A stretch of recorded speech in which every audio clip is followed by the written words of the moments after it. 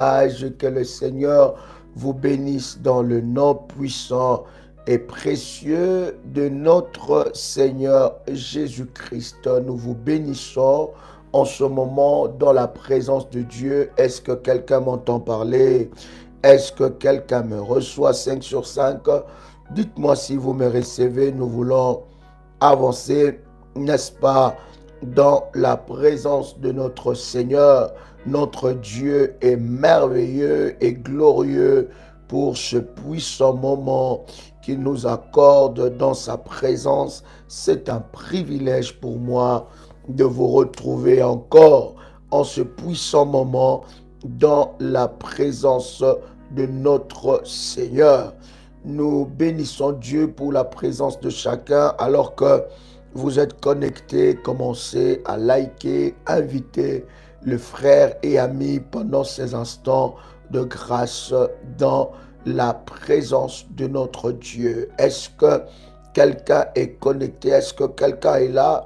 Gloire soit rendue à notre Dieu pour cette grâce. Nous nous sommes fixés rendez-vous, n'est-ce pas, aujourd'hui à 21h dans la présence de notre Seigneur. Est-ce que quelqu'un m'entend parler? Est-ce que quelqu'un me reçoit 5 sur 5? Shalom, de partout où vous êtes connectés, nous vous bénissons dans le nom puissant et précieux de Jésus-Christ. Alléluia, gloire au Seigneur. Nous allons prier Dieu pendant que vous êtes connectés. J'aimerais que vous puissiez répéter après moi avec détermination et puissance. Père éternel, dans le nom de Jésus-Christ, je crois dans mon cœur et je confesse de ma bouche que le Seigneur Jésus-Christ est mort à la croix de Golgotha. Après 3 jours, il est ressuscité d'entre les morts et assis à la droite du Père. Par cet acte divin, moi, qui crois au Seigneur Jésus-Christ, je suis sauvé, je suis devenu enfant de Dieu, héritier de Dieu et co-héritier avec Christ. Jésus-Christ m'a sauvé de la puissance du péché. Il m'a délivré de toute forme de malédiction. Toute forme de malédiction dans ma vie, je transforme en bénédiction au nom puissant et précieux de Jésus-Christ. En Jésus-Christ, j'ai le pouvoir sur Satan le diable. Satan le diable viendra vers moi par un seul chemin, mais il fuira par 7 chemins. Satan le diable me fera la guerre, mais il ne me vaincra jamais. Au nom puissant et précieux de Jésus-Christ.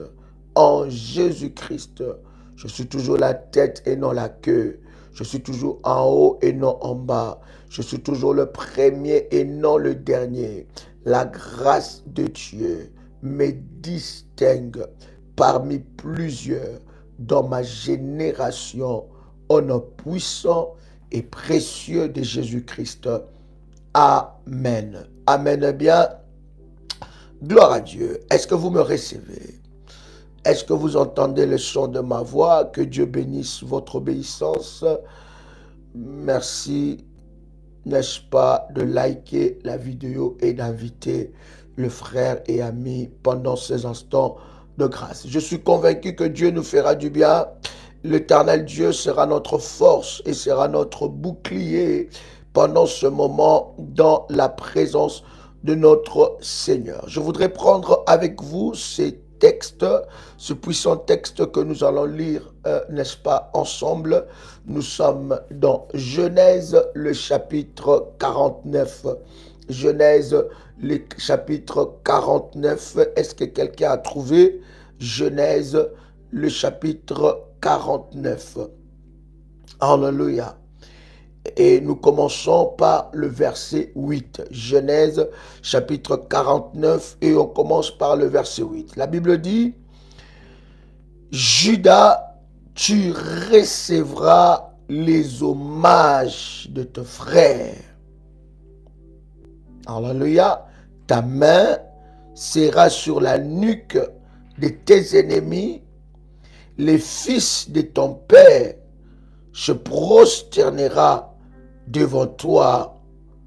Judas est un jeune lion.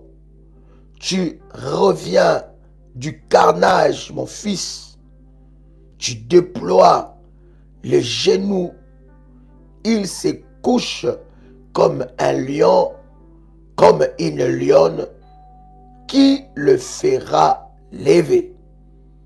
Est-ce que quelqu'un est là? Est-ce que quelqu'un m'entend? C'est très important. Partagez le lien, commencez à partager le lien et invitez une personne, n'est-ce pas, pendant ce moment dans la... Gloire soit rendue à Dieu. Gloire à Dieu. Dites-moi si vous me recevez 5 sur 5, nous avançons. Dites-moi si vous me recevez 5 sur 5, nous avançons. Si c'est 5 sur 5, dites-moi 5 sur 5 et nous avançons dans la présence de Dieu. Gloire à Dieu. Gloire au Seigneur. Est-ce que vous me recevez 5 sur 5? Alléluia, alléluia. Si c'est 5 sur 5, vous me dites 5 sur 5, on avance. Gloire au Seigneur. Alors, partagez le lien, commencez à liker et nous avançons. Gloire au Seigneur. Alors, Genèse, le chapitre 49, je disais, Genèse 49, et nous lisons à partir du verset 8. La Bible est en train de dire, Judas, tu recevras les hommages de tes frères. Merci de partager le lien dans le groupe et dites que nous sommes de nouveau en ligne. Judas, tu recevras les hommages de tes frères. Ta main sera sur la nuque de tes ennemis. Les fils de ton père se prosterneront devant toi. Judas a reçu, vous savez, Judas était les fils. Là, nous ne parlons pas de Judas avec S, mais nous parlons de Judas sans S. Et Judas était parmi les fils de Jacob. Et pendant que Jacob était en train de bénir tous ses enfants, il a donné une bénédiction particulière à Judas. C'est ce qui nous intéresse, n'est-ce pas, pour introduire, n'est-ce pas, cette parenthèse importante, n'est-ce pas, que nous sommes en train de partager dans ce moment où nous préparons le jeûne et prière, n'est-ce pas? Le verset 8, Judas, tu recevras les hommages de tes frères. Il parle de Judas, il dit, toi, par contre, tu recevras les hommages de tes frères. Ta main sera sur la nuque de tes ennemis. Ta main sera sur la nuque de tes ennemis. Et les fils de ton père se prosterneront devant toi. Le verset 9, par contre, nous dit, Judas est un jeune lion. Son père, qui bénit Judas, il voit en Judas un jeune lion. Donc, il était un humain avec un caractéristique animal. Judas spirituellement était représenté par un animal qui était le lion. Je voudrais vous prendre des textes bibliques ensemble avec vous, alors que nous allons avancer dans cet enseignement, que je puisse comprendre l'impact du totem dans la famille. Parce que hier, ensemble avec vous, nous avons commencé à parler de ça. C'est tout un enseignement. Je me suis dit, aujourd'hui, pendant 1 heure, nous allons essayer de comprendre ce qu'est le totem. Est-ce que je peux avancer dans ce sens-là? Gloire à Dieu. La Bible dit, Judas est un jeune lion. Tu reviens du carnage. Il revient du carnage.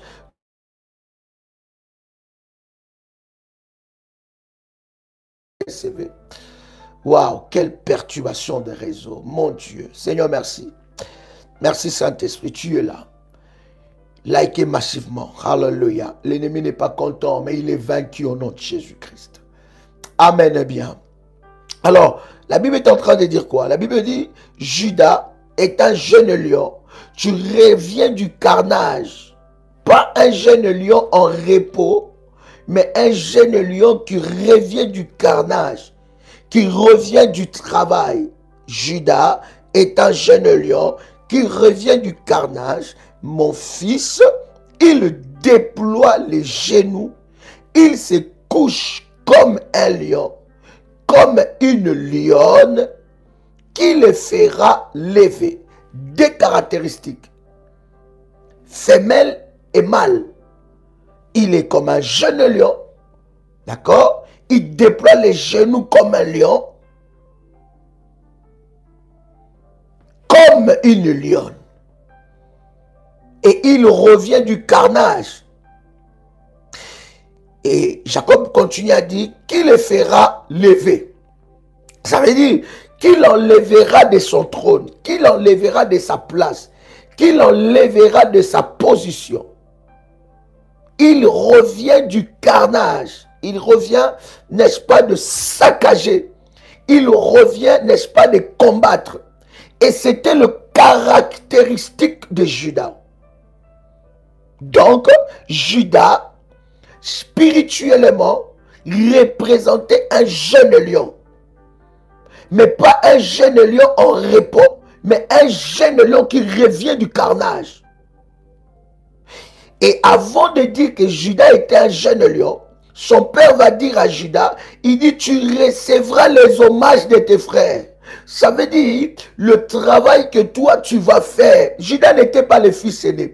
Voilà pourquoi j'aime dire à quelqu'un, j'ouvre cette parenthèse et je la ferme, ta position spirituelle de ta famille n'est pas la position physique de la famille. Tu peux être l'aîné de la famille, mais tu ne pèses pas spirituellement. Tu peux être le deuxième de la famille, mais spirituellement, tu n'as pas de poids. Mais tu peux être le 5e, le 7e, le 8e, le 11e pour des familles nombreuses. De la famille, spirituellement, tu pèses. Est-ce que jusque-là, ça va, je peux avancer? Je voudrais avancer ensemble avec vous. Dites-moi si je peux avancer. C'est très important. Il commence à dire à Juda, il dit, Juda, tu recevras les hommages de tes frères. Donc cela ne dépendait pas de la position qu'ils occupaient physiquement dans la famille.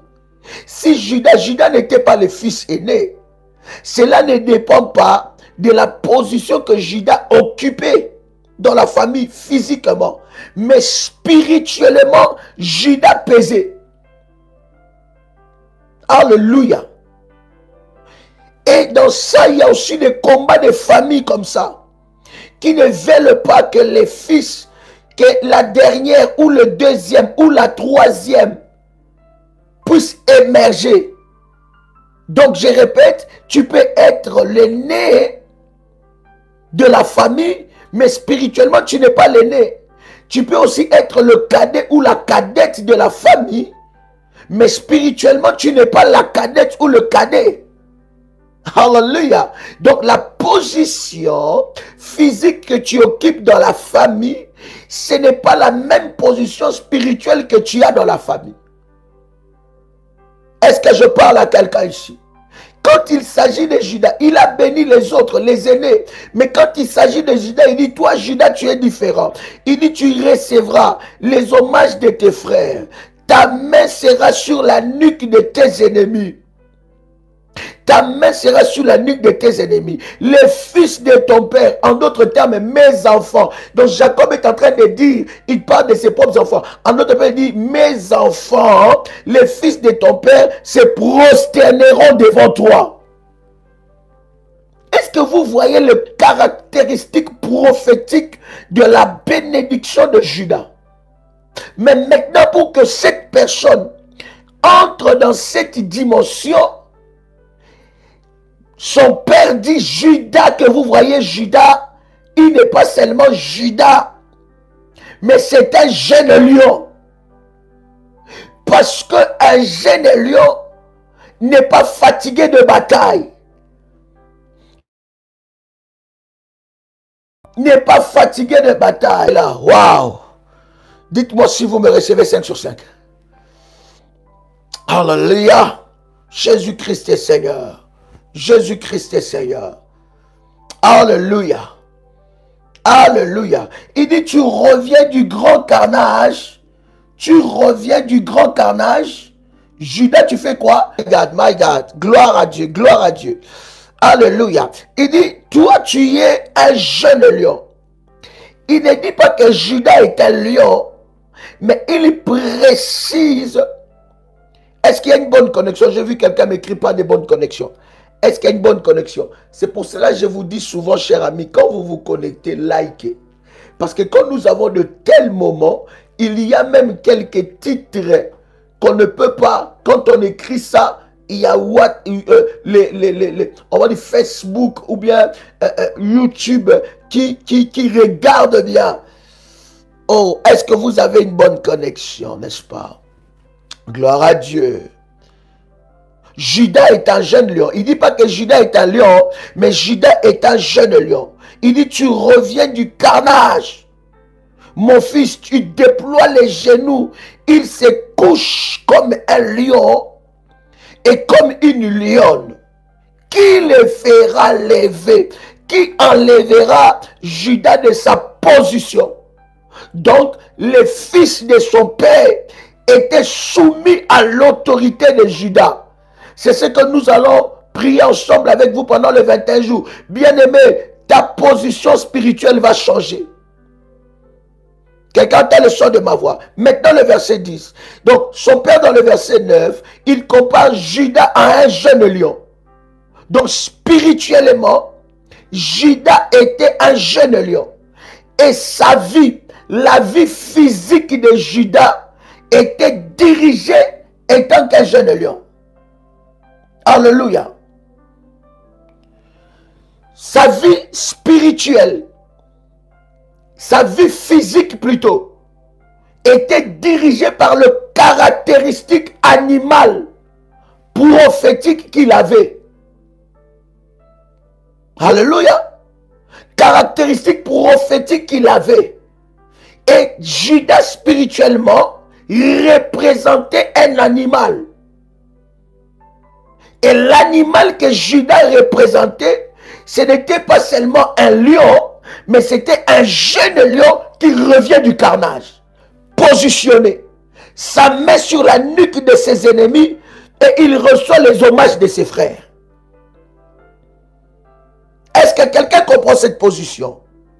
Alors, le verset 10, la Bible est en train de dire, nous sommes dans Genèse, chapitre 49, le verset 10. La Bible dit, le sceptre ne s'éloignera point de Judas. Ça veut dire, le commandement ne s'éloignera point de Judas. Le sceptre ne s'éloignera point de Judas, ni le bâton souverain d'entre ses mains, jusqu'à ce que le Shiloh et que le peuple, jusqu'à ce que le Shiloh arrive, et que le peuple lui obéisse. Jacob entre dans une dimension prophétique par rapport à la nature prophétique de Judas. Alléluia. Et lorsque vous lisez ensemble avec moi dans Apocalypse, le chapitre 5, le verset 5. Apocalypse chapitre 5 verset 5. Écoute ce que la Bible est en train de dire. La Bible dit ceci. Et l'un de vieillards me dit. Et l'un de vieillards me dit. Nous allons revenir sur le sceptre. Le bâton. Ces deux choses-là des commandements que Judas devait avoir. Il devait diriger la famille par sa nature. Et bien aimé dans le Seigneur, la représentation prophétique animale que Judas avait influencé sur les autres. Il avait de l'influence sur la vie de ses frères. Parce que le fils de son père devait lui rendre hommage. Il devait se prosterner devant lui. Maintenant, lorsque vous lisez Apocalypse chapitre 5 verset 5, la Bible est en train de dire quelque chose de puissant. La Bible dit, et l'un de vieillards me dit, ne pleure point, voici le lion de la tribu de Judas. En d'autres termes, le lion de la famille de quoi? De Judas. Voyez-vous, la tribu de Juda, là d'abord on parle d'un homme. Donne-moi ton attention parce que les choses que nous sommes en train de dire, nous sommes dans une zone hautement prophétique. Si tu loupes ça, bien aimé, tu as loupé quelque chose par rapport au totem. Est-ce que quelqu'un est là? Est-ce que je peux avancer? Oh my God. Alors, vous voyez, cher ami, Jacob va bénir Juda. Il va dire que Juda était jeune lion. Ok? Juda avait la nature d'un lion. Donc, prophétiquement et spirituellement, Juda représentait un lion. Maintenant, lorsque vous lisez Apocalypse chapitre 5, verset 5, la Bible est en train de parler du lion de la tribu de Juda. Donc, la tribu de Juda, toute une tribu plutôt, était représentée par un lion. Et la tribu de Juda n'était pas seulement représentée par un lion, mais la tribu de Juda était représentée par un jeune lion qui revient du carnage. Et tout membre de la tribu de Juda avait la main sur ses ennemis, sur la nuque de ses ennemis. Les frères des membres de cette tribu-là se prosternaient devant eux. Ils avaient la supériorité. Et vous allez vous rendre compte, jusqu'aujourd'hui en Israël, la tribu de Juda, c'est la tribu qui a le sceptre et le bâton. Parce que pendant que Jacob était en train de prophétiser, Jacob avait déclaré que le sceptre et le bâton ne quitteraient pas la main de Juda jusqu'à ce que le Shiloh arrivera. Et vous allez voir que Jésus-Christ est venu de la tribu, de la lignée. Donc, de Juda. Donc, vous voyez, cher ami, donc, la tribu de Juda,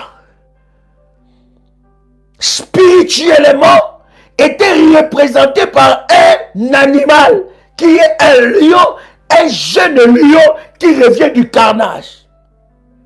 Donc vous voyez, l'histoire des totems a commencé depuis la Bible. Oh my God. Est-ce que quelqu'un est avec moi ici? My God. Je sens l'Esprit de Dieu faire un travail puissant. L'histoire des totems a commencé depuis l'histoire de la Bible. Donc, la tribu de Juda, toute cette tribu-là, était influencée par la nature des jeunes lions qui revient du carnage.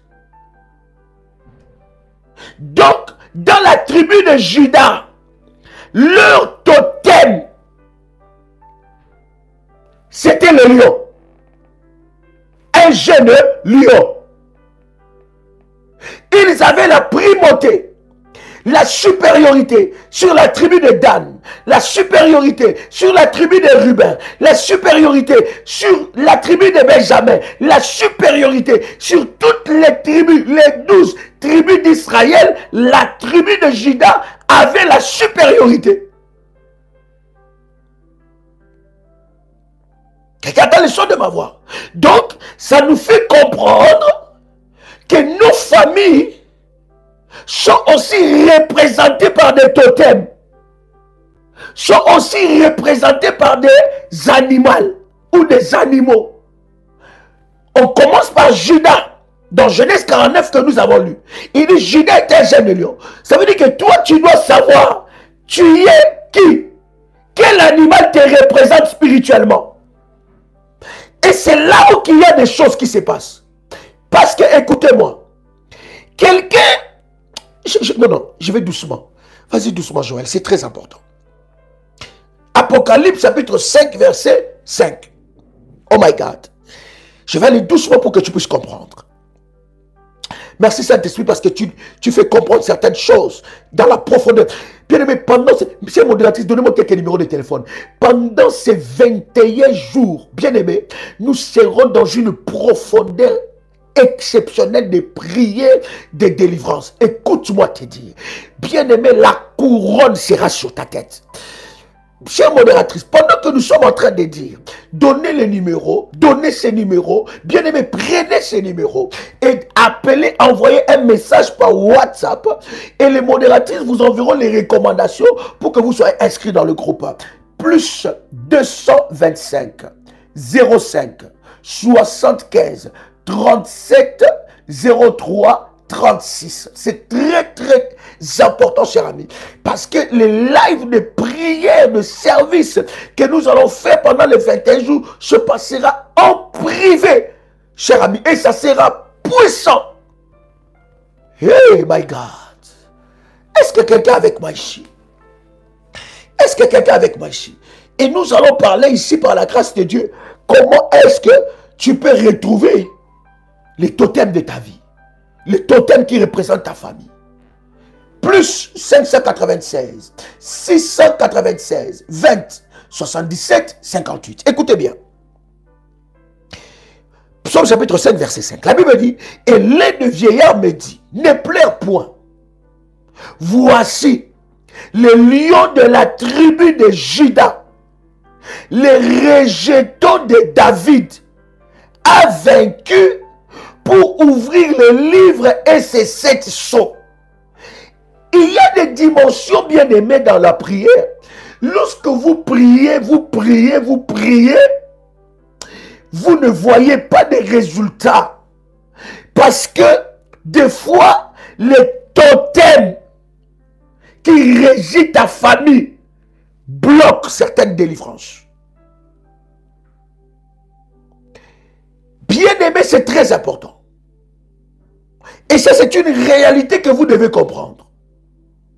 Et je veux dire à quelqu'un, Jean était en train de pleurer. Il a vu un livre que personne ne pouvait ouvrir, ni de rompre les 7 sceaux. Il n'y avait pas un sceau, 2 sceaux, 3, non, il y avait 7 sceaux. Personne ne pouvait rompre les 7 sceaux. Et la Bible dit, pendant qu'il pleurait, l'un des vieillards vient dire à Jean, il dit, Jean, ne pleure pas. Voici le lion de la tribu de Juda. Pourquoi il ne dit pas? Très important, très puissant RMK. Alléluia. Moïse ne dit pas, Nombre chapitre 21, verset 9. Moïse fit un serpent d'airain et le plaça sur une perche. Ça, c'est encore puissant. Nous allons en parler tout à l'heure. Mais c'est très puissant, bien aimé. Comprenez plutôt ce que nous sommes en train de partager. Pourquoi l'un des vieillards qui est autour du trône de Dieu, le vieillard qu'on est en train de parler, on parle de 24 vieillards qui sont autour du trône de Dieu. Pourquoi il ne dit pas voici Jésus? Voici Jésus. Parce que celui qu'on parle du lion de la tribu de Juda là, c'est Jésus. Il dit voici Jésus. Les rejetons de David là qu'on parle, c'est Jésus. Pourquoi il ne dit pas voici Jésus? Non, dans cette dimension là, Jésus n'était plus dans sa forme humaine. Il était dans sa forme animale. Yeah.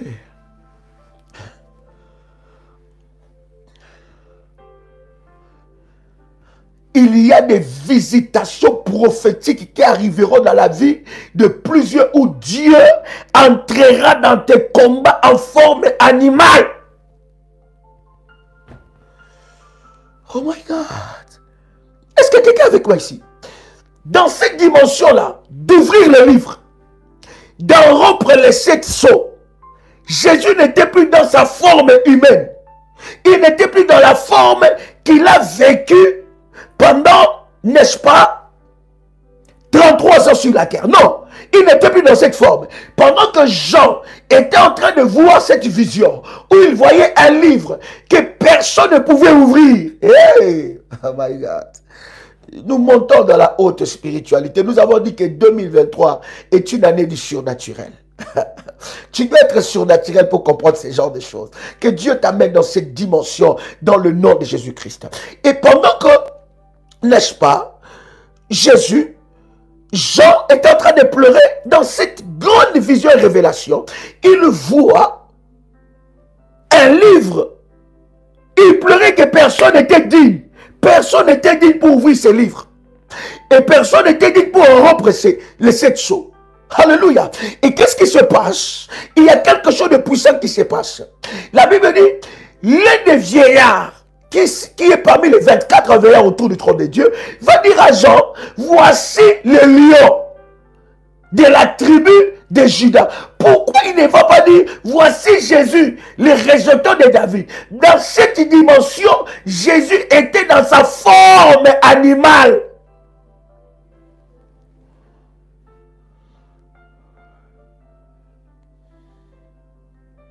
Il n'était plus dans sa forme charnelle, humaine, dans la forme que nous avons connue pendant 33 ans sur la terre. Il n'était plus dans cette forme, mais il était dans sa forme animale.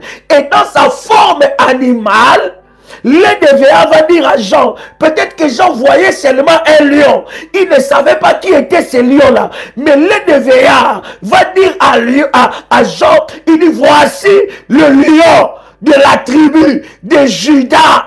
Voici le lion de la tribu de Juda. Il parle de la tribu de Juda. Donc la tribu de Juda était représentée par un totem qui était le lion. Et dans la dimension d'ouvrir le livre et de rompre les 7 sceaux, il fallait Jésus, pas dans sa forme humaine, mais dans sa forme surnaturelle animale. Hey. My God. Est-ce que quelqu'un me saisit ici? Est-ce que quelqu'un me saisit ici? Waouh! Est-ce que jusque-là ça va? Est-ce que jusque-là je peux avancer? Quelqu'un comprend quelque chose? Est-ce que je peux avancer? Alors, écoute bien. Michée chapitre 5, verset 8. Michée chapitre 5, verset 8. La Bible est en train de dire, écoute bien, est-ce que jusque-là ça va? Est-ce que vous comprenez jusque-là je peux avancer? Dites-moi si j'avance, on avance. Come on. Hallelujah. Michée chapitre 5, verset 8. Hallelujah. La Bible est en train de dire, le reste, Michée chapitre 5, verset 8. Le reste de Jacob sera parmi les nations, au milieu des peuples nombreux, comme un lion parmi les bêtes de la forêt. Hey. Oh my God. Saint-Esprit, merci. Saint-Esprit, merci. Il dit quoi? Écoutez, regardez cette dimension prophétique. Hein? Il dit les restes de Jacob. Il parle de restes. Pas tous les enfants de Jacob. Il dit, les restes de Jacob sera parmi les nations. Comme parmi les nations, au milieu des peuples nombreux. Comme un lion parmi les bêtes de la forêt. Ça veut dire, les restes de Jacob étaient représentés comme des lions. Et les nombreux peuples étaient représentés comme les bêtes de la forêt. Ils avaient une identité. Ils étaient des lions. Or, les lions, c'est le totem de qui? C'est l'emblème. C'est la représentation prophétique de qui? De Judas. Judas sera un lion parmi les bêtes de la forêt. Écoute, pendant ce temps de prière, Dieu va te changer de nature. Prophétiquement, tu changeras de nature. Est-ce que quelqu'un est sur le moment? Tu entreras dans une nature, dans la nature prophétique de Dieu. Alléluia. Est-ce que quelqu'un m'entend parler. Je vais poser ces fondements parce que quand je vais commencer à parler des totems, des familles, que tu puisses me dire, mais ça vient encore où? Les totems là, c'est quoi encore? Peut-être que tu as déjà entendu cet enseignement des totems, mais là, c'est la dimension des révolutionnaires. C'est une autre encore dimension. My God. La Bible dit, je continue. Le reste de Jacob sera parmi les nations, au milieu de peuples nombreux, comme un lion parmi les bêtes de la forêt, comme un lionceau parmi les troupeaux de brebis. Lorsqu'il passe, il foule et déchire, et personne ne délivre. Hey! Lado salabaku pradi adi sarabababa. La Bible dit quoi? Il sera quoi? Comme un lion parmi les bêtes. Il n'aura pas peur. La Bible dit sa nature. Oh my God. Souvenez-vous de Genèse chapitre 49. Souvenez-vous de ce verset-là. De ce chapitre-là. Le verset 9 au verset 10. Maintenant, Michée va encore profond. Il dit, le reste de Jacob sera comme un lion au milieu des bêtes. Et regarde ce que la Bible est en train de dire. Comme un lionceau parmi les troupeaux de brebis. Lorsqu'il passe, il foule et déchire et personne ne délivre.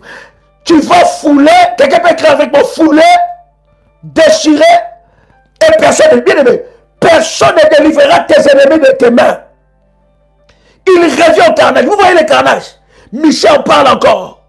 La nature que Jacob, son père, avait déclarée sur Judas, cette nature-là, Michel, le prophète Michel en parle. Il dit, cette nature a commencé à agir. Donc vous voyez l'importance, la puissance, l'influence du totem dans la vie d'une personne. Le totem te colle une identité. Là, je suis déjà en train de te parler en te disant que le totem a commencé depuis la Bible. Je te dis, le diable n'a fait que copier le modèle établi déjà par Dieu. Oh my God. Fouler, déchirer. Personne ne délivrera tes ennemis de tes mains. Quelqu'un peut écrire avec moi et répète 7 fois. Là où tu es, personne ne délivrera mes ennemis de mes mains. Pendant que tu es connecté, commence à liker. Come on. Que cette parole s'accomplit dans ta vie. Oh my God. Que cette parole s'accomplit dans ta vie. Personne ne délivrera tes ennemis de tes mains. Déclare ça 7 fois. Parce que, bien aimé, tu révèles l'identité animale prophétique de Dieu. Il y a que personne ne délivrera mes ennemis de mes mains. Celui qui est, oh my God, celui qui s'élève contre moi, et tant qu'ennemi, personne ne me délivrera. Personne ne les délivrera entre mes mains. Je vais fouler, je vais déchirer. Je vais fouler, je vais déchirer. À qu'à fouler, à qu'à chirer. Alléluia. Je vais déchirer. Bien-aimé, pendant ce programme, pour ceux-là qui sont inscrits dans ce programme, bien-aimé, tes ennemis commenceront à te voir dans la représentation animale. Ils seront attaqués. Ils verront un lion les attaquer, un jeune lion les attaquer. Alléluia. Ils verront. Est-ce que je parle à quelqu'un? Oh my God. Est-ce que je parle à quelqu'un? Est-ce que quelqu'un entend le chant de ma voix? Ils seront attaqués. Personne ne les délivrera de tes mains. Personne. Hey! Moi qu'à fouler. Moi qu'à tirer.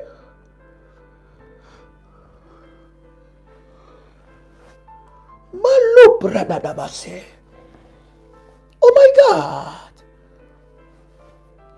Hallelujah.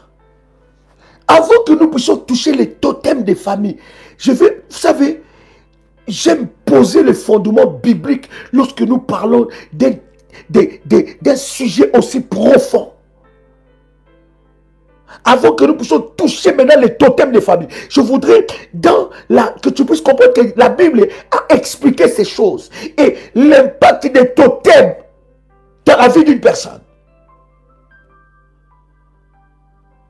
Quelqu'un peut répéter avec une sainte colère. Je ne sais pas là où tu te trouves. Quelqu'un peut répéter avec une sainte colère que personne ne délivrera mes ennemis entre mes mains.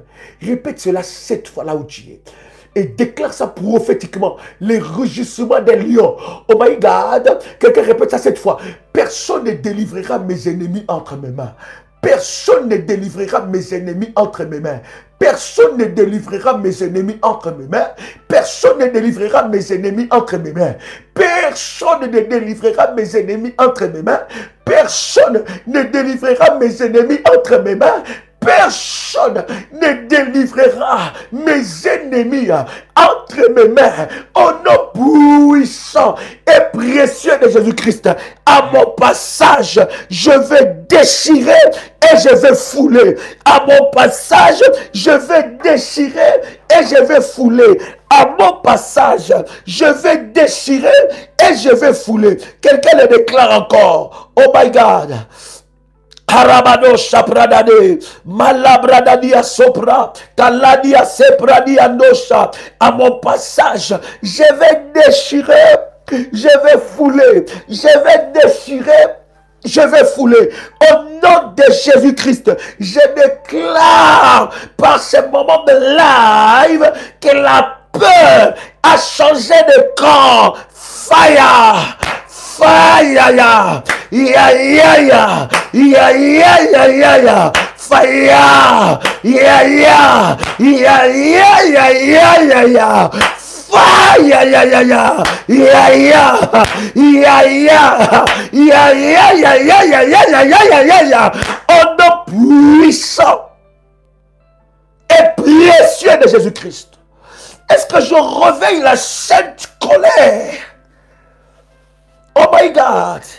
Est-ce que je réveille la sainte colère d'un enfant de Dieu ici? Oh my God! Est-ce que quelqu'un m'entend parler? Alors, voyez avec moi quelques versets. Oh God, nous voulons avancer, Seigneur. Malusha pradadease. Oh yes. Oh yes. Vous comprenez que dans la dimension du combat spirituel, Jésus peut prendre la dimension, le caractère animal. Alléluia. Alléluia. Hey, personne ne délivrera tes ennemis entre tes mains. Personne. Je disais encore personne. Quelqu'un ne m'a pas saisi, je disais personne. Oh, quelqu'un ne m'a pas saisi, je disais personne. Je disais encore personne.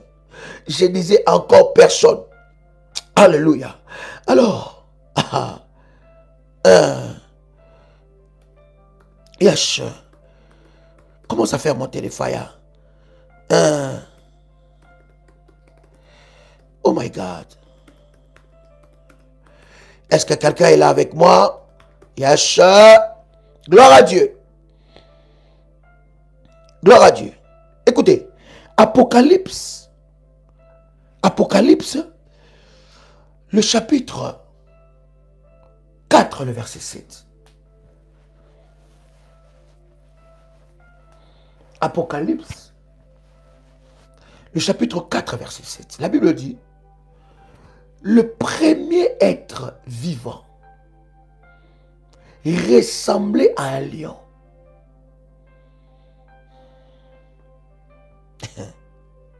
Le premier être vivant ressemblait à un lion.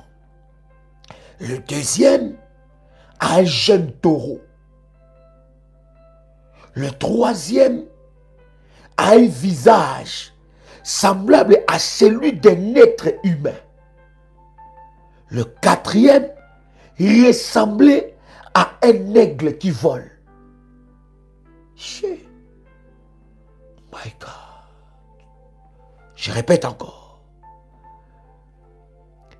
Le premier être vivant ressemble à un lion. Le deuxième à un jeune taureau. Le troisième a un visage semblable à celui d'un être humain. Le quatrième ressemble à un aigle qui vole. La description de tous ces quatre êtres vivants, ce sont les quatre êtres vivants qui sont autour du trône de Dieu. Donc, même autour du trône de Dieu, il y a des représentations animales. Tu as lu ça avec moi, n'est-ce pas? Nous sommes dans Apocalypse. Apocalypse, dans ce verset, le chapitre 4, le verset 7, est en train de nous donner une description hautement prophétique des êtres qui sont autour du trône de Dieu. Je vais te laisser faire la lecture du chapitre 4 et de tous les chapitres 4, cher ami. Et ces quatre êtres vivants représentent même les quatre facettes de Dieu dans son action. Ils sont autour du trône de Dieu. La Bible dit, le premier être vivant ressemble à un lion. Donc ce n'était pas un humain, mais un lion. Vous voyez autour, je ne sais pas quel Dieu toi tu sais. Un Dieu religieux ou un Dieu prophétique ou un Dieu réel. Un Dieu surnaturel. Le Dieu d'Abraham, le Dieu d'Isaac, le Dieu de Jacob. Le Dieu là, c'est lui qui a créé le ciel et la terre. Je ne sais pas quel Dieu toi tu sais. Autour de son trône, il y a des mystères. Et la Bible est en train de dire, le premier être vivant, il ressemble à un lion. Le deuxième à un jeune taureau. Le troisième a un visage semblable à celui d'un être humain. Le quatrième, il ressemble à un aigle qui vole. Est-ce que quelqu'un entend le son de ma voix? Donc, même autour du trône de Dieu, il y a des représentations animales. Donc, l'histoire des totems, ça n'a pas commencé avec Satan. Je vous avais dit que le diable n'a pas d'autre spiritualité qu'il a copié auprès de Dieu et il a rendu ça maléfique. Il n'y a pas deux spiritualités. Il n'y a qu'une seule spiritualité.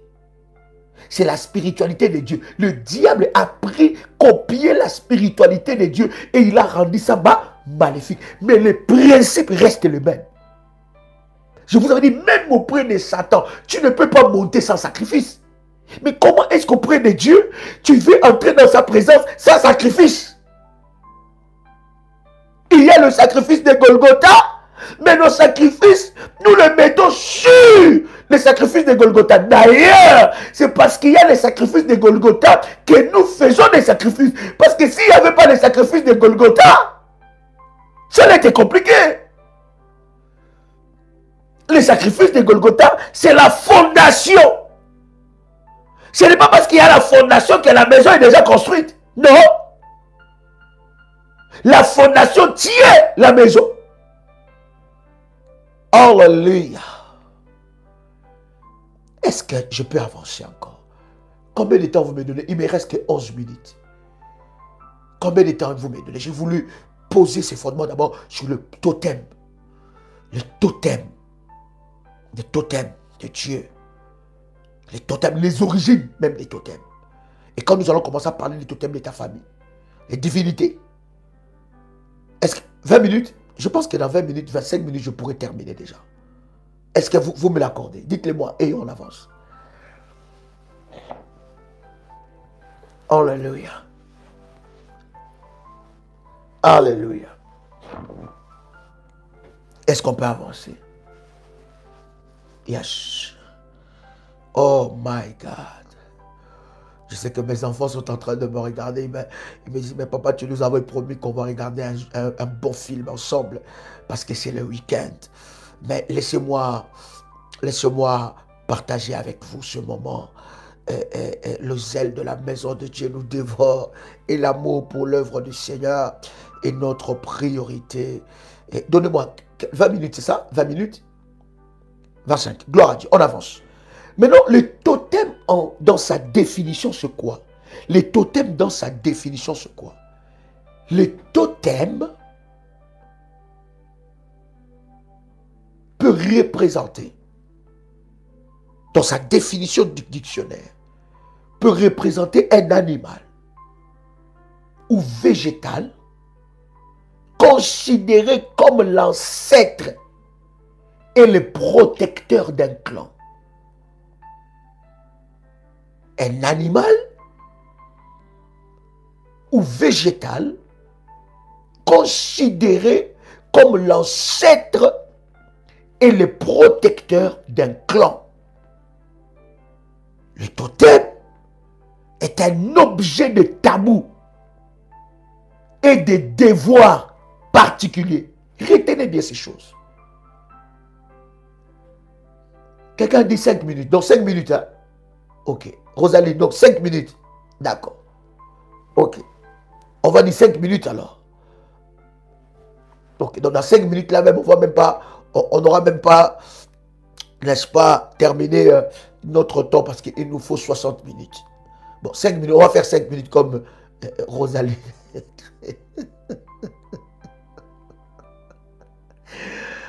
Amen. Gloire à Dieu. Revenons.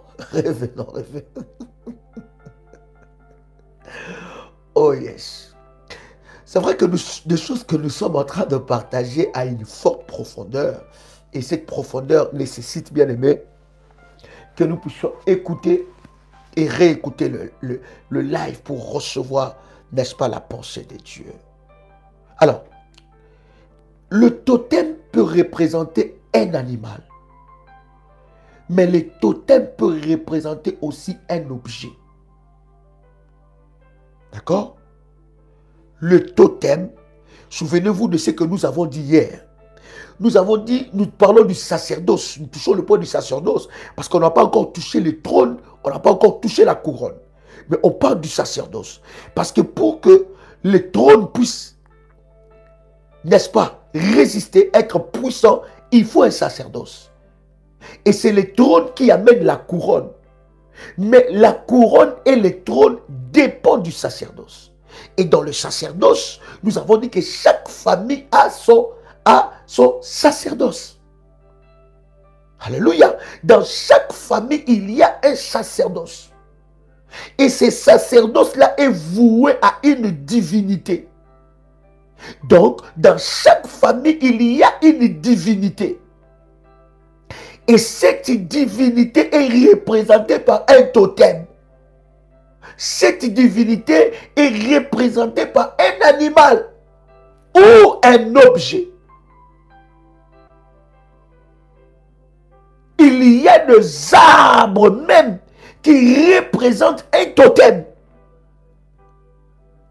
Maintenant, dans la définition du totem, le totem est considéré comme l'ancêtre et le protecteur. Ça veut dire que le totem est un protecteur.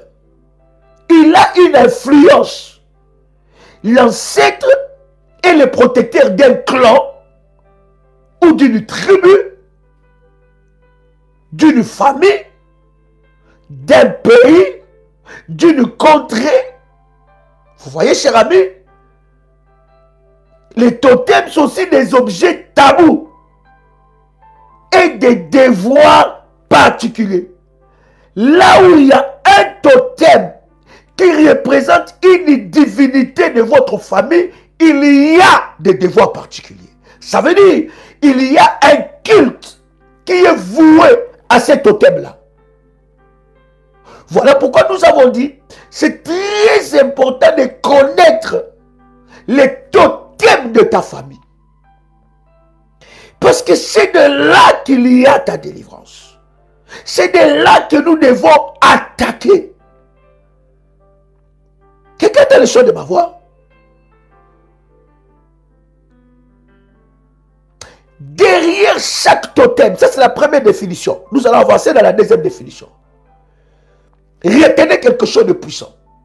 Derrière chaque totem, il y a une histoire. Les totems n'arrivent pas par hasard. Derrière chaque totem, il y a une histoire. Et derrière chaque totem, il y a une alliance. Pour que cet totem ou cette divinité devient l'objet de culte, il y a une alliance qui a été établie. Des générations,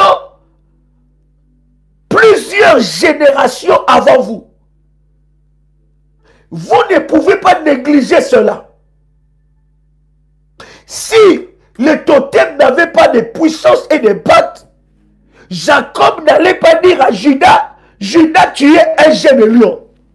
Michée n'allait pas nous dire que lorsque Judas passe, il foule, il déchire, selon l'identité animale et prophétique qu'il avait.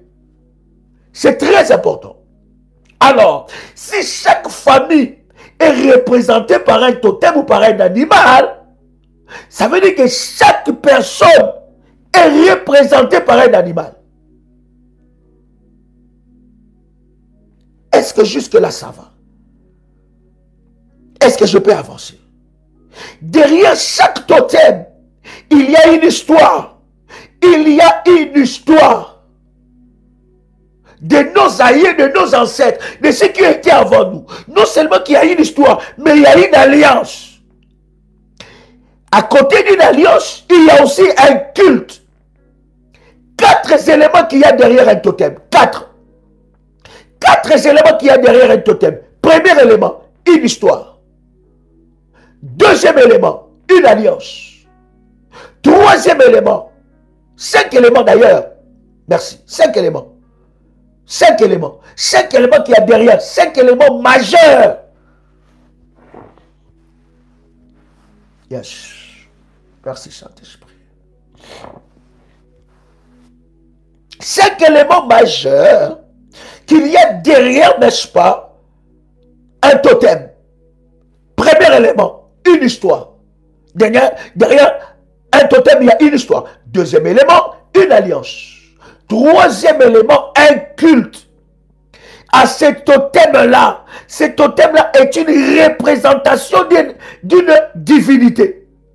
Et cette divinité est représentée soit par un animal ou par un objet.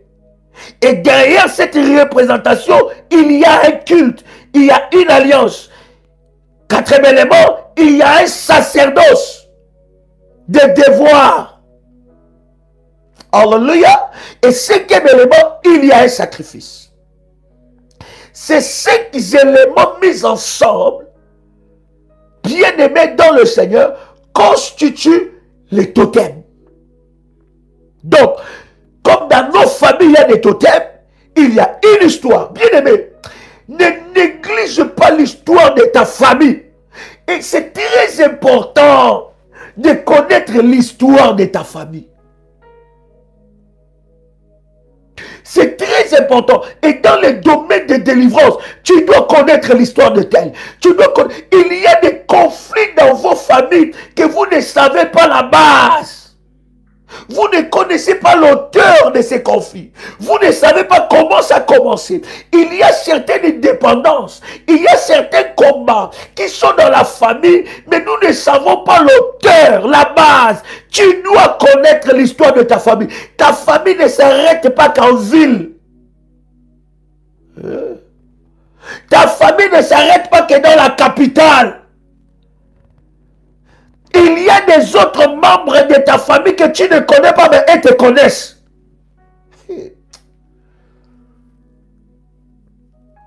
Oh my God.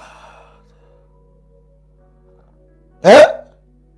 Ta famille ne s'arrête pas qu'en Europe, ni en Amérique, ni en Asie, ni en Afrique.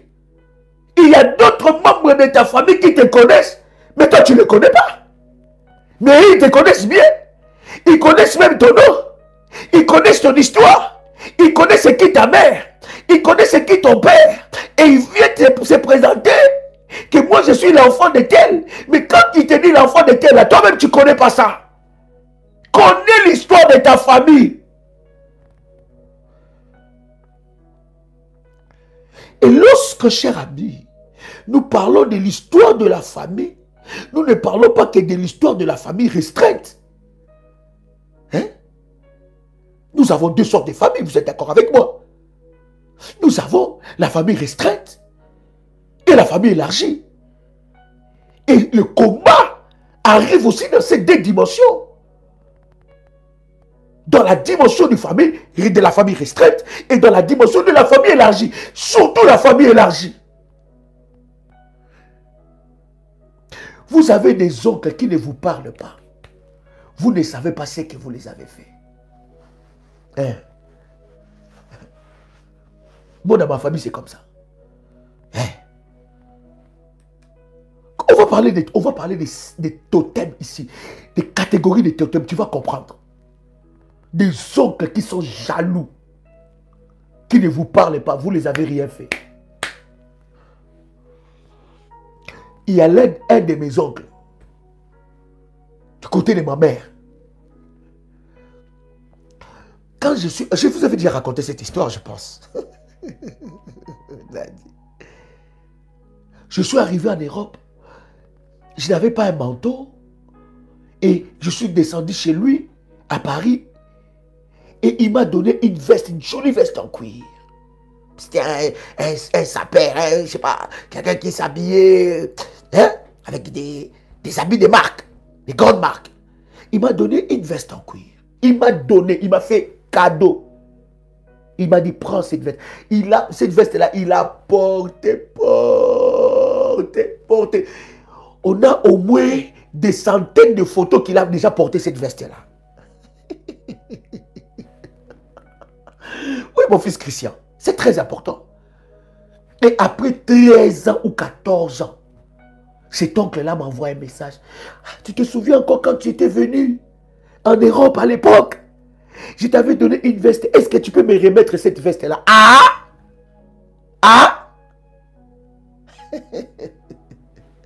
Après combien d'années? Moi-même, la veste là, je ne sais pas ce que j'ai fait avec. Si j'ai donné ça cadeau, si j'ai donné ça cadeau en Afrique, si j'ai donné ça cadeau, je ne sais pas où. C'est que moi-même, dans ma tête là me chauffe. Je pose la question à l'oncle, dis-moi cette veste-là, elle coûtait combien? Je vais te rembourser l'argent. Parce que moi-même, quand tu me parles là, je ne sais pas d'où ça vient. Je ne sais pas là où je ne sais pas à qui j'ai donné cadeau. Parce que moi, j'ai une loi spirituelle dans ma vie qui dit, celui qui arrose sera arrosé. Donc si on me donne, moi aussi je donne. Je ne garde pas la bénédiction pour moi-même. Si on me donne, j'arrose pour qu'on m'a arrosé. Moi aussi j'arrose. Donc je dis, tonton, je ne sais pas là où j'ai mis cette veste. Ça fait plus de 13 ans, 14 ans, papa. Dis-moi seulement cette veste-là, tellement qu'elle était importante. Hein? Dis-moi seulement le prix. Comme ça, je t'envoie l'argent et tu payes ça. Tu peux en acheter même 3. Oh non, non, non, c'est pas grave. Mais tu vois, c'était quand même une grande marque et tout ça. Et tout. Je dis, maman, est-ce que c'est moi qui t'ai demandé de me donner ça? Non. Toi-même, tu as vu ton neveu. Hein? Tu as vu ton neveu, tu veux lui faire plaisir. Et ça fait 14 ans. Et si tu m'avais dit que, porte, quand tu vas arriver en Suisse, après tu vas me renvoyer ma veste, parce que c'est une veste très importante pour moi, j'allais te les renvoyer. 14 ans, tu ne me demandes pas. Je pars à Paris, je rentre, je pars, on se voit, et tout ça.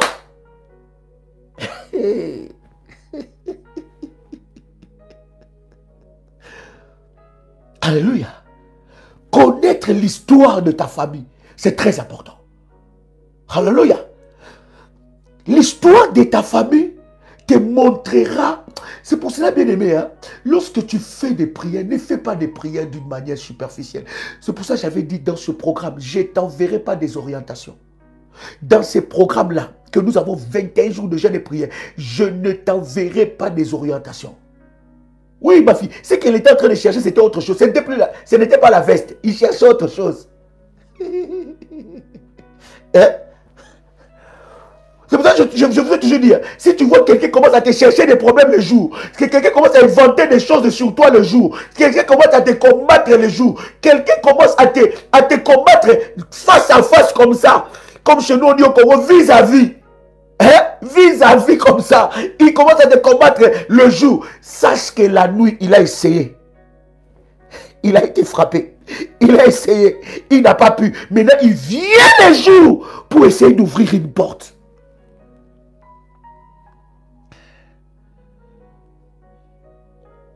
Bien aimé, nous sommes en train de parler des totems ici. Oui, les attaques des chats. Je vais parler de toutes ces choses-là. Nous allons en parler calmement. Sinon, je vais brûler les étapes. Alléluia. Donc, nous allons aller dans cette profondeur-là. Tu dois connaître l'histoire de ta famille. Et même quand tu ne connais pas, cher ami, d'abord renseigne-toi. Ouvre tes oreilles. Oh non, non, moi, ma famille, c'est seulement moi et les enfants, les restes. Bien aimé, toi et les enfants, oui. Mais les influences peuvent venir d'ailleurs. Les influences peuvent venir d'ailleurs. Et tu ne sais pas d'où ça vient. Par rapport, la porte, c'est le totem de la famille. Et des fois, on t'a enseigné sur le totem de famille, mais on ne t'a pas montré comment est-ce que tu peux te déconnecter de ça. Parce que connaître le totem de ta famille va aiguiser même ta façon de prier. Alléluia. L'histoire derrière les totems, il y a une alliance. Qui avait tissé cette alliance? Quelle est cette génération qui a tissé cette alliance? Peut-être que il y a, vous savez, dans le monde, il y a eu plusieurs transformations, il y a plusieurs déportements, il y a plusieurs déportations plutôt, et il y a plusieurs esclavagismes. Donc les peuples se sont déplacés d'un continent à un autre. Des peuples se sont déplacés de plusieurs continents. Il y a eu des dominations, il y a eu l'esclavage, mais bien aimé, il y a une lignée. Lorsque tu suis la lignée, tu vas comprendre.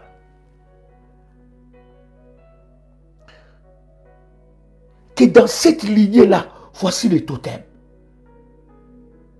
Et je vous dis, ce ne sont pas des prières superficielles qui peuvent te montrer les totems. C'est des prières de profondeur. Alléluia. Parce que les totems ne se dévoilent pas comme ça facilement. Non. Les caractéristiques de ces totems ne se dévoilent pas aussi facilement. Parce que c'est ces totems-là qui conduisent les vies des gens. Il y a des obligations, il y a des cultes, il y a des alliances, il y a un sacerdoce. Et dans le sacerdoce, il y a des sacrifices. Non seulement il y a des sacrifices, mais il y a des prêtres qui servent sur ces autels.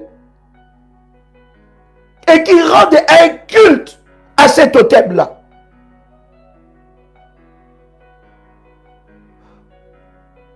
Écoutez.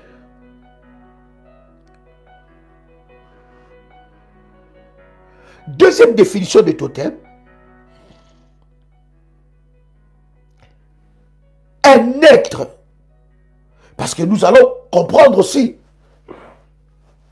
Le totem, ce n'est pas seulement un animal. Pas seulement un objet. Mais il y a des êtres humains qui représentent des totems.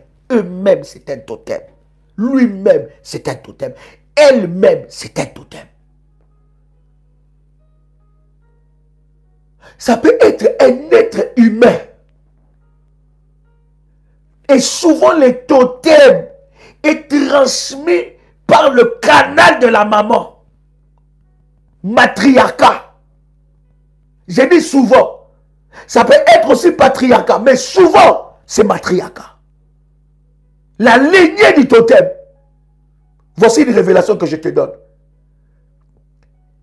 Ça, c'est des prières que nous allons faire en ligne pour aller dans la lignée de la mère.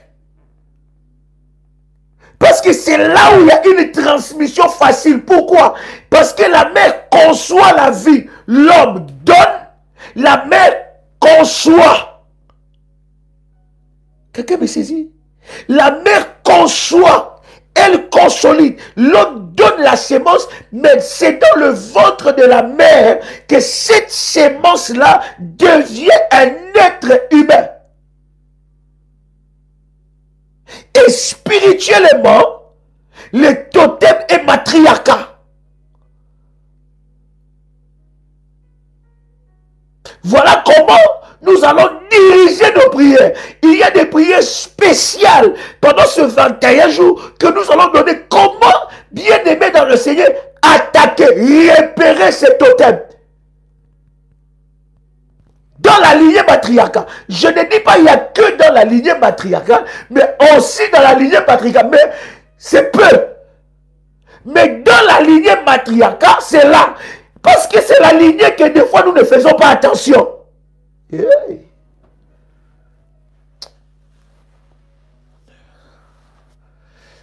Non, bien aimé, je dois aller doucement parce que cet enseignement est puissant. Hein? Alléluia. Parce que c'est la lignée que nous ne faisons pas très attention. Mais c'est dans cette lignée-là que les totems sont transmis. Dans la lignée matriarcale, il y a ta mère, il y a les tantes, il y a les oncles, il y a le père, il y a la mère, il y a la grand-mère, il y a tout cela. C'est dans la lignée matriarcale. Et je vous dis, bien aimé, sur les 100% de nos combats, croyez-moi, cher ami, 98% de nos combats viennent de cette lignée-là. La lignée patriarcale n'est pas aussi à négliger. Est-ce que quelqu'un a compris cet équilibre? La lignée patriarcale n'est pas aussi à négliger. Mais la lignée matriarcale, bien aimé, si tu rapportes cette victoire, tu verras comment ta vie va changer. Vous savez, les jours que j'ai compris cette révélation, bien aimé, je m'attaque ça. Bien aimé, moi je cite les noms. Je rigole pas. Je cite leurs noms. Et ceux que je connais, je cite leurs noms. Maintenant, ceux que je ne connais pas, je libère les filles dans cette lignée-là. Parce que souvent, c'est là où se cache. Écoutez très bien, cher ami. Je ne dis pas que c'est que dans la lignée matriarcale. Non. Je dis aussi dans la lignée patriarcale. Aussi. Aussi. Mais la probabilité est plus là. La lignée patriarcale n'est pas exemptée. Est-ce que quelqu'un comprend ce que je suis en train de dire? Oh my God. Pourquoi? Parce que c'est la maman qui... Vous savez, si votre maman ou la lignée de ta maman a échoué dans un domaine, ça va vous influencer. Même dans la lignée aussi de votre père, ça va vous influencer. Et des fois, dans la destinée d'une personne, il y a cette bataille-là entre la lignée de la maman, la lignée du papa. Et ces totems-là parlent. Alléluia. Est-ce que je parle à quelqu'un? Est-ce que je parle à quelqu'un? Vous devez savoir. Je vais donner la deuxième définition. Voilà, je donne la deuxième définition. Et la troisième définition, nous allons nous arrêter là. Et je vous promets que nous allons y revenir. Mon Dieu, on n'a pas beaucoup de temps. Waouh. Restez connectés sur WhatsApp. Je ne veux pas vous confirmer pour demain à 19h parce que demain, nous avons les enseignements avec le serviteur. La formation, l'école de Timothée. Mais si Dieu nous fait grâce, demain d'ailleurs nous avons RMK, voilà, 21 nous avons RMK, si Dieu me donne la force, à minuit nous serons en live, mais je ne vous promets pas, mais sinon, si le Seigneur le fait, ça sera une grande bénédiction, mais nous y reviendrons, parce que nous avons dit, nous continuons jusqu'au 10, ces genres d'enseignement. Bien aimé, cet enseignement, écoute, réécoute, n'écoute pas une fois. Écoute, réécoute. J'ai dit écoute une fois. N'écoute pas une fois. Écoute, réécoute, réécoute. Jusqu'à ce que l'Esprit de Dieu t'interpelle et te parle. Après ces lives, minuit, nous faisons vendredi solution numéro 14. C'était très puissant. Vendredi solution numéro 14, nous faisons à minuit. Demain à 6 heures, vendredi solution numéro 14. Demain à 12 heures, vendredi solution numéro 14. À 18 heures, vendredi solution numéro 14. À 21 heures, nous avons RMK. Et à minuit, vendredi solution numéro 14. S'il n'y a pas une orientation. Est-ce que quelqu'un m'a saisi? Deuxième définition. Les totems. Yes. Est un être ou une chose, généralement un animal, considéré comme emblème fétiche ou porte-bonheur et porte-malheur. Être ou chose, généralement un animal, considéré comme emblème. 2, comme fétiche. 3, comme porte-bonheur ou porte-malheur. Vous avez vu, nous avons commencé dans les totems selon Dieu, selon la Bible. Ça a amené le bonheur. Mais les totems selon le diable porte-malheur. Les totems, là où il y a un fétiche, il y a un culte. Là où il y a un fétiche, il y a un sacerdoce maléfique. Alléluia. Je vais m'arrêter à cette deuxième définition parce que nous avons au moins 4 définitions. Je voudrais prier pour quelqu'un qui entend le son de ma voix. Seigneur Dieu, nous te bénissons pour ce moment. Saint-Esprit de Dieu. La Bible dit que nous serons enseignés de toi. Merci pour cette profondeur. Merci pour la révélation que tu nous accordes. Merci de glorifier ton nom et de manifester ta gloire dans la vie des révolutionnaires qui étaient connectés. Tu connais les besoins de chacun. Seigneur, viens nous révéler des choses cachées, des choses que nous ne connaissons pas. Ouvre-nous les yeux spirituels dans le nom puissant et précieux de notre Seigneur Jésus-Christ. Tu peux dire avec moi, merci Seigneur Jésus-Christ. Gloire et louange à toi Seigneur Jésus-Christ. Victoire à toi Seigneur Jésus-Christ. Honneur à toi Seigneur Jésus-Christ. Amen. Amen. Amen. Chers révolutionnaires, c'est un privilège pour moi de partager avec vous ce puissant moment dans la présence de Dieu. Ce dimanche, nous sommes à Paris, 10 rue Félix Piat, Champigny-sur-Marne, à 16 h pour des moments d'exception dans la présence de notre Seigneur. C'était votre frère et ami Joël Kamba, l'apôtre. Shalom chez vous.